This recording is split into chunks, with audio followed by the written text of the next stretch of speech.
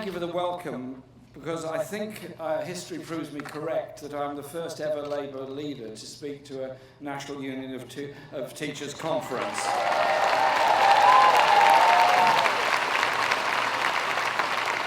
And I do that because I'm very proud to call myself a trade unionist. I've been a trade union member all my life, and I will be till the day I die.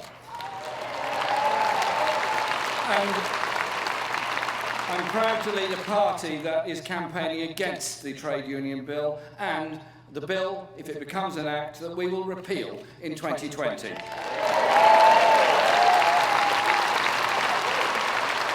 Because strengthening trade union and employment rights is a fundamental human right and strengthens our society altogether. I want you to know that we will stand up for trade union rights in every profession, every area, and I absolutely admire and value the work of the trade unions in the teaching profession and the National Union of Teachers.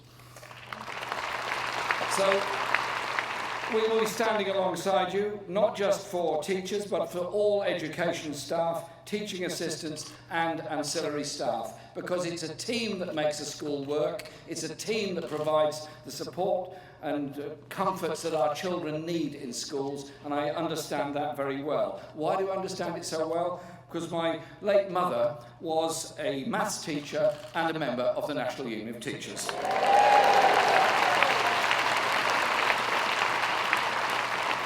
And as a maths teacher, she would be much in demand now, because I'm very well aware of the shortages, but there's one or two pupils around the country that need extra tuition. One of them is George Osborne. Having just presented to Parliament a budget that simply doesn't add up, in fact it has a massive great black hole in it, I think maybe a little extra tuition would be helpful to him. Is anybody offering? Is somebody? Come on, please, somebody.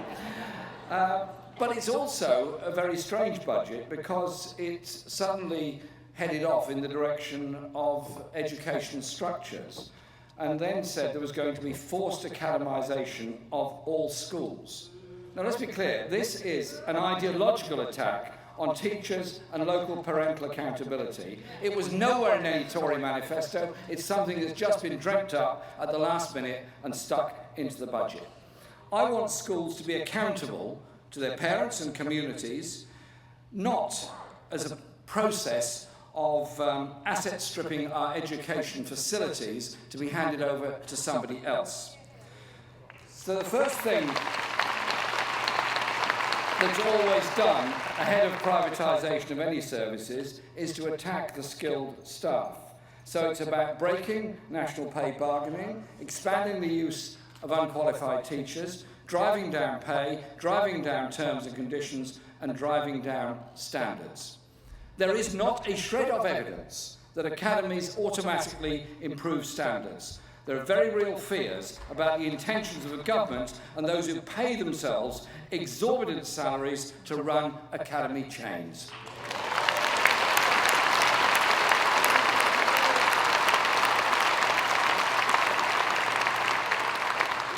Now, I don't suppose there's too much love in this hall for Sir Michael Wilshaw. But he recently reported to the Education Secretary that focused inspections in 7 of the largest academy chains showed a lack of improvement and, in some cases, a decline in standards. Quite important observations. Lucy Powell, our education shadow spokesperson, spoke at your rally in London on Wednesday night to assure you that Labour will be fiercely opposing those plans. And we will. 80% of community primary teachers, primary schools, are rated good or outstanding. Taking away local control and accountability is actually just demonstrating how hollow the Tories' policies on this area of devolution are. Cutting out local authorities will mean councils no longer have the power to ensure sufficient school places in their areas. There is a crisis in our schools now. Children are facing rising class sizes. There is a shortage of teachers, and parents already face a crisis in some places in school places. Forced academisation will do nothing to address any of those problems. Yet in Osborne's budget, of over £600 million has been allocated to a needless reorganisation that has addressed not a single issue that matters to teachers, parents or pupils. So you see where the priorities are. Spending money on a reorganisation nobody wants to reduce the influence and control of local authorities in order to bring in unaccountable academies. Those are the Tory priorities. They're absolutely not ours.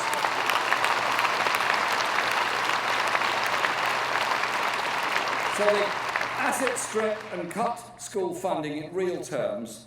Their values are absolutely wrong.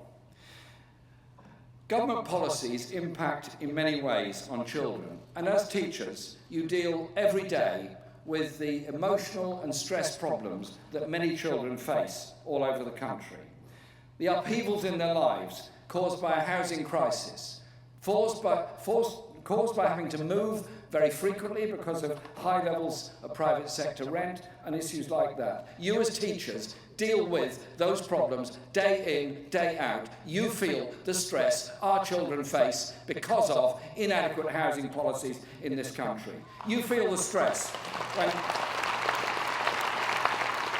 of child poverty, housing costs up, and 500,000 children living in poverty in this country, and over 1 million families using food banks. There is something very sad when parents ought to be all delighted at the prospect of a school holiday to spend time with their children, possibly to go away. For some families, a school holiday is a total nightmare. No longer will the children get breakfast in school, no longer will they get lunch in school. Those children are going to have a very hard time because of the poverty of their families. Not right, not good, not necessary in modern Britain. We can and should do things differently.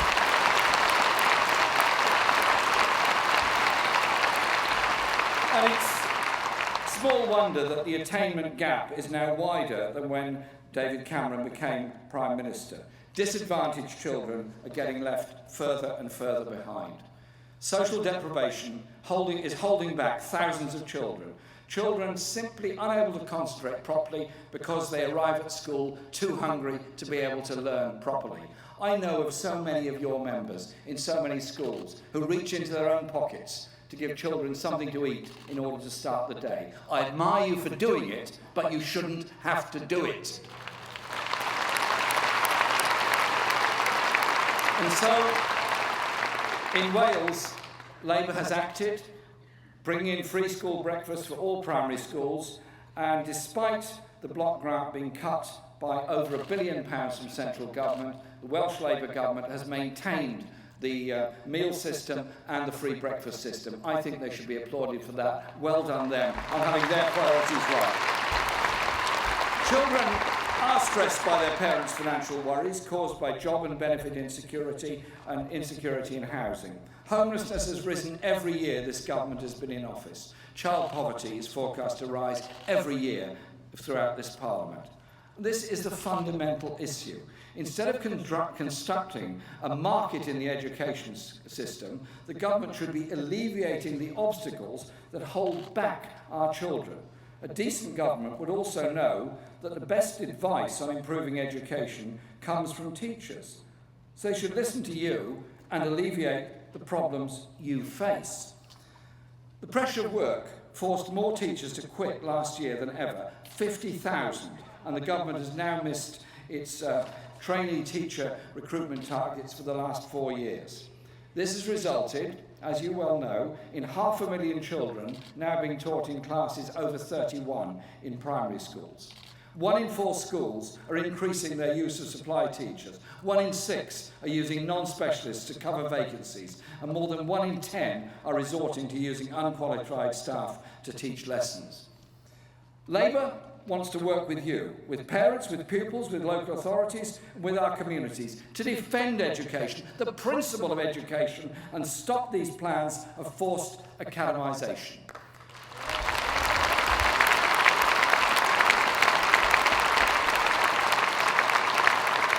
To me, education is a fundamental right for all of us.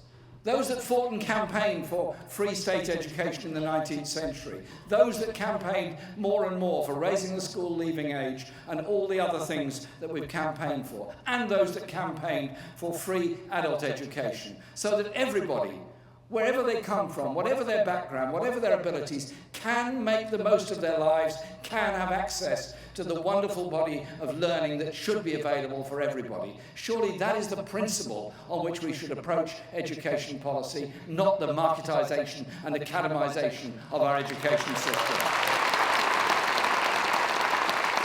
I want to say thank you to this union for the work it's done.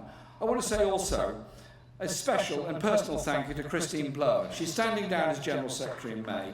She took over at a very difficult time after the death of Steve Simmott, and she steered this campaign with campaigning vigour and principles, and it's been a pleasure to be with her at so many events, conferences and demonstrations over the years.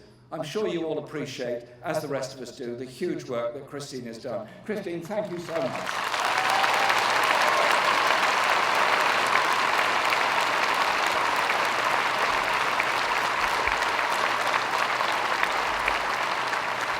I know she's going to play a huge role in your union, in the labour movement, in all the great campaigns that we're all involved with. Because when we do things together, when we campaign together, when we work together, when we have that dream and that vision of a decent society where everybody can participate and everybody can achieve, and we don't have to have the grotesque levels of poverty and inequality in our society, we're a much more effective, much more efficient, much happier society. Thank you very much for inviting me here today.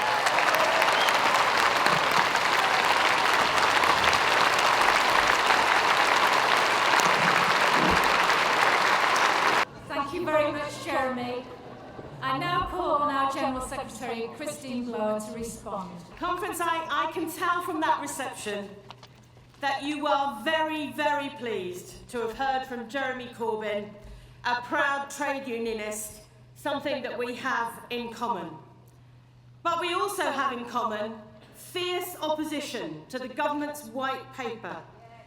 You're right, Jeremy, to say, as we do, that this government has the wrong priorities.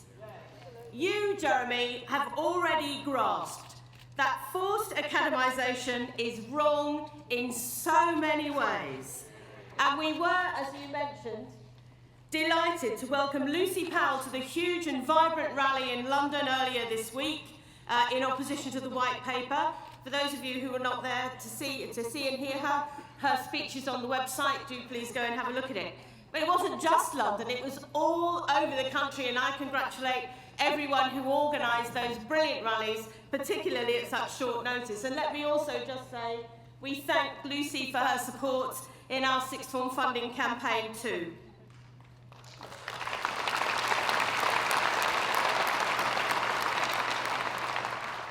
Jeremy, from class sizes to teacher shortages to workload and pressure on teachers and the question of pay and the need for national pay and conditions, you have said much that NUT members will be very pleased to hear.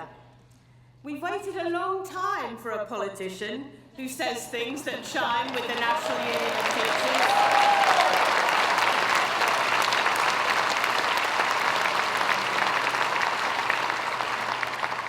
Colleagues, it really is no surprise, but it is nonetheless really important to hear Jeremy Corbyn say that poverty is a fundamental issue. We have long said in the National Union of Teachers that child poverty is a stain on this society and that hunger and insecure housing are bound to have a negative impact on a child's education. We're not, Jeremy, as you know, an affiliated union. We do seek to work with politicians from other parties. And I must say that today, we are particularly pleased that a number of senior Conservative local councillors are criticising this government for its forced academisation plans.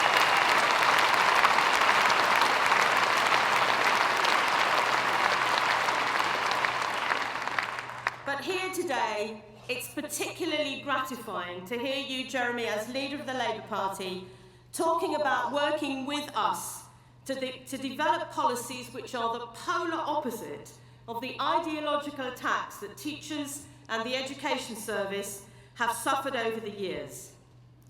We will bring you our ideas on the curriculum, on assessment, on how to recruit, educate and train the teachers we need, frankly, on how best to run an education service for the genuine benefit of all and not the few.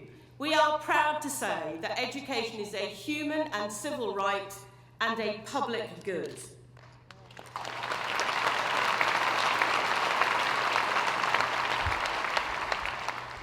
If you can, Jeremy, we invite you to stay until the end of the session and then join us in the reception at 6 o'clock, where you may have a chance to chat with some delegates.